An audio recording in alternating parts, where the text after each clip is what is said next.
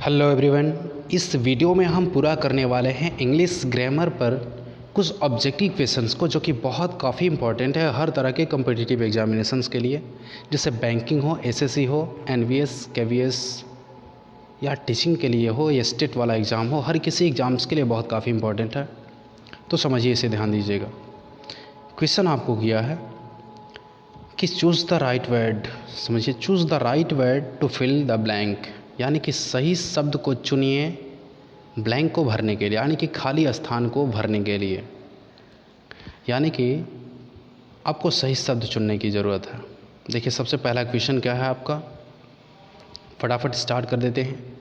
यानी कि the part which tells something about the subject is known as, यानी कि सेंटेंस का कोई ऐसा भाग जो सब्जेक्ट के बारे में कुछ कहता है।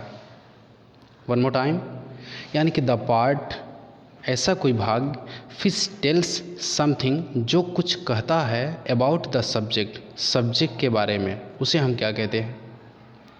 तो जो सब्जेक्ट के बारे में कहता है ना, उस यूनिट को क्या बोलते हैं। दिया है कि subjective of sentence, predicate of sentence, predicate of phrase, predicate of clause, क्या कहते हैं। तो जैसा कि आपको पता है कि सेंटेंस में सिर्फ दो भाग होते हैं। पहला होता है सब्जेक्ट, जो वाक्य में कुछ काम करता है। दूसरा होता है प्रेडिकेट, जो सब्जेक्ट के बारे में कुछ कहता है। यानी कि ये प्रेडिकेट होता है जो सब्जेक्ट के बारे में कुछ कहता है। यानी कि ऑप्शन नंबर का बी सही होगा, प्रेडिकेट ऑफ सेंटेंस। यानी कि सेंटेंस का प्रेडिकेट ही होता है जो सब्जेक्ट के बारे में कुछ कहता है। नेक्स्ट हम देखते हैं अगला question, question number 2। Do it, इसे करो, पूरा करो। This is an imperative sentence, ये एक इम्पेरेटिव सेंटेंस है जिसमें आदेश दिया जाता है। Here in this sentence the subject is, माने इस वाक्य में सब्जेक्ट आपका है, क्या है, सब्जेक्ट डू है, इट है, लेफ्ट आउट यानी कि नहीं दिया गया है, या नन ऑफ दिस, इसमें से कोई नहीं है। क्या है इसमें ऑप्शन। तो देखिए, ऑल द टाइम जब इम्पेरेटिव सेंटेंस की आइडेंटिटी होता है, परिचय होता है कि सेंटेंस मेन वर्ब से स्टार्ट होता है, और जब सेंटेंस मेन वर्ब से स्टार्ट होता है ना, तो उसमें जो सब्जेक्ट होता है वो लेफ़्ट आउट होता है, वो गायब होता है, उसमें दर्शाया नहीं जाता है, वो हिडन है, छुपा हुआ है। इसीलिए आपका आंसर हो जाएगा सी नंबर, यानी कि लेफ़्ट आउट। इसमें अंडरस्टूड है, छुपा हुआ रहता है। ठीक है। नेक्स्ट क्वेश्चन आपका 3rd नंबर है कि it is a group of words, यह शब्दों का समूह है, which forms a part of sentence, जो सेंटेंस का एक भाग बनाता है। समझिए, सेंटेंस नहीं बनाता है, सेंटेंस का एक टुकड़ा बनाता है। It contains subject and a predicate, और इसमें एक सब्जेक्ट और प्रेडिकेट होता है।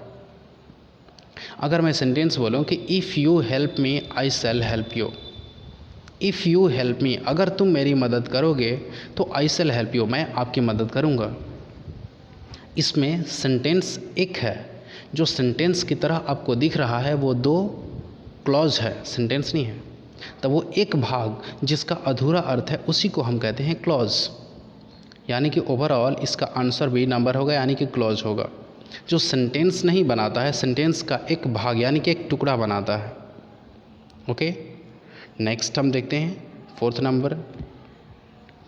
दिया है कि a group of words which makes sense but not complete sense, यानी कि शब्दों का ऐसा समूह जो अर्थ देता है, कुछ अर्थ देता है, लेकिन पूरा अर्थ नहीं देता है, उसे हम क्या कहते हैं। वो ऑफ कोर्स क्लॉज होता है। ठीक है। देखिए, फ्रेज क्या है ना, ये भी शब्दों का समूह है, लेकिन एक बहुत काफ़ी छोटा सा अर्थ देता है। जैसे अर्ली टू बेड एक फ्रेज है, एंड अर्ली टू राइज दूसरा फ्रेज है। मतलब फ्रेज में क्या होता है ना कि 2-3 वर्डों का, शब्दों का समूह है, वो फ्रेज है। क्लॉज बोलते हैं शब्दों का समूह है लेकिन अधूरा अर्थ देता है। सेंटेंस किसे बोलते हैं, शब्दों का समूह जिसका अर्थ पूरा होता है। तो इसमें आंसर पार्ट आपका होना चाहिए बी नंबर, यानी कि अ क्लॉज। ओके। नेक्स्ट बढ़ते हैं 5 नंबर, देखिए words are divided into different kinds and classes. जो आपको अंग्रेज़ी लैंग्वेज में है ना, जो शब्द जितने सारे शब्द हैं, लाखों करोड़ों जितने सारे वर्ड हैं ना, उसको बांटा गया है डिफरेंट काइंड्स एंड क्लासेस में, अलग अलग भाग में बांटा गया है। और ये काइंड्स एंड क्लासेस, ये जो प्रकार हैं माने अलग अलग भाग, ये क्या कहे जाते हैं according to their uses in sentence, मतलब इसे हम क्या कहते हैं, सेंटेंस कहते हैं, पार्ट्स ऑफ वर्ड्स कहते हैं, पार्ट्स ऑफ स्पीच कहते हैं, या पार्ट्स ऑफ क्लॉज कहते हैं।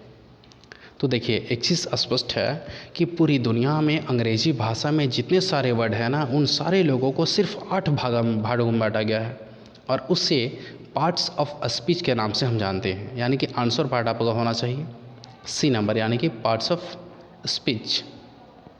नेक्स्ट क्वेश्चन है आपका, what is used to express an action और स्टेट, मतलब किस यूनिट का प्रयोग किया जाता है किसी एक्शन को बताने के लिए। एक्शन मतलब कार्य का होना। अगर हमें वाक्य में किसी काम को पूरा करना है तो इसमें से कौन से वर्ड यूनिट होते हैं। या स्टेट मतलब किसी अवस्था को बताना होता है तो किसका प्रयोग हम करते हैं। देखिए the children are playing ball, बच्चे गेंद खेल रहे हैं, इसमें कुछ काम हो रहा है, खेलने का काम हो रहा है। हम लोग पढ़ रहे हैं, पढ़ने का काम हो रहा है। वे लोग दौड़ रहे हैं, दौड़ने का काम हो रहा है। और जिससे काम होता है उसको हम कहते हैं एक्शन। यानी कि रीड, प्ले, ये सब एक्शन दिखाता है, कुछ काम होने का बोध कराता है। प्ले मतलब प्लेइंग माने खेल रहा है, खेलने का काम हो रहा है, यानी कि एक्शन है उसमें। प्ले में एक्शन है, रीड में एक्शन है। स्टेट क्या होता है, अवस्था, स्थिति। जैसे आई एम स्टैंडिंग हियर, मैं यहाँ पर खड़ा हूँ, मैं कुछ काम नहीं कर रहा हूँ, मेरी स्थिति स्टेट है खड़ा होने की। तो एक्शन और स्टेट को बताने वाला जो यूनिट होता है ना, वो होता है वर्ब, यानी कि आंसर पार्ट आपका होगा फॉर डी नंबर। नेक्स्ट आपका होगा 7th, what is used instead of noun, यानी कि इंस्टेड ऑफ का मतलब होता है बदले में, यानी कि नाउन के बदले में किसका प्रयोग होता है। जो नाउन के बदले में आता है उसे हम क्या कहते हैं, ऑफ कोर्स आपको पता है, प्रोनाउन। बहुत काफ़ी आसान है ये।